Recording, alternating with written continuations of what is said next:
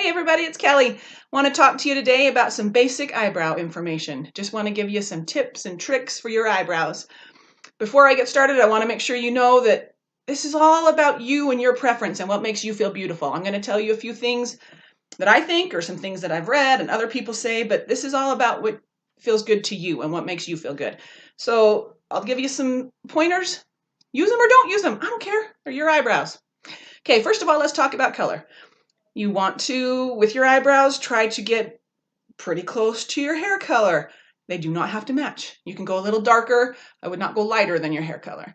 But I have pretty dark eyebrows. I was born and raised with dark eyebrows, and I'm just used to it. So you may want to go a little bit more on the red if you had hair color like mine, or a little bit lighter, but don't go lighter than your hair tone, okay? Second of all, do you pluck or do you not pluck? And I think the answer to this is yes, you pluck. Everyone has to pluck a little bit. So a good rule of thumb is that your eyebrow should start about where your eye is. If you're clear over here, pluck that, would you? It should end after your eye ends though. So see how my eye's over and you're gonna have a little bit left.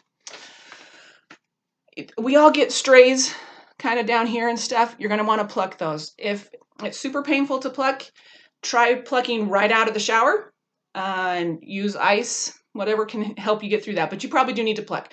Do you need to pluck professionally? Again, I think the answer is yes, at least once. It's a good idea to get someone who's a reputable, has great reviews, professional, that can help you shape your eyebrows at least once so you know where to go from there, and then you should be able to handle it from there. Okay.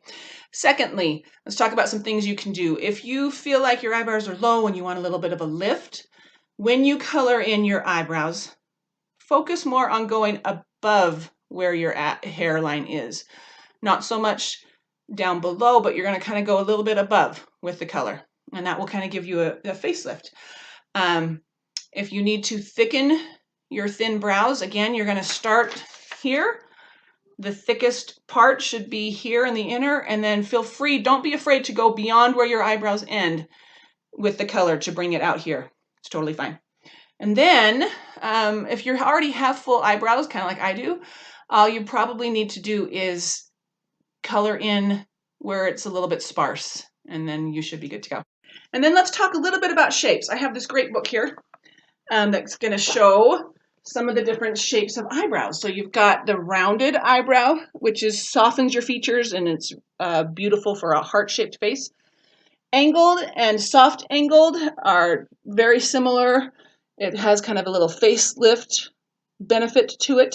People will think you look younger and they won't know why.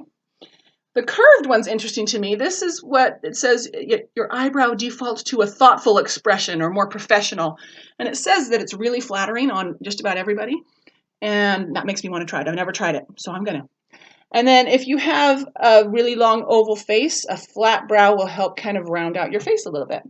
So those are some ideas and tips on shapes for eyebrows. I hope that helped. And just keep practicing your eyebrow dancing like me, and you'll have great eyebrows that no one can stop looking at. See ya.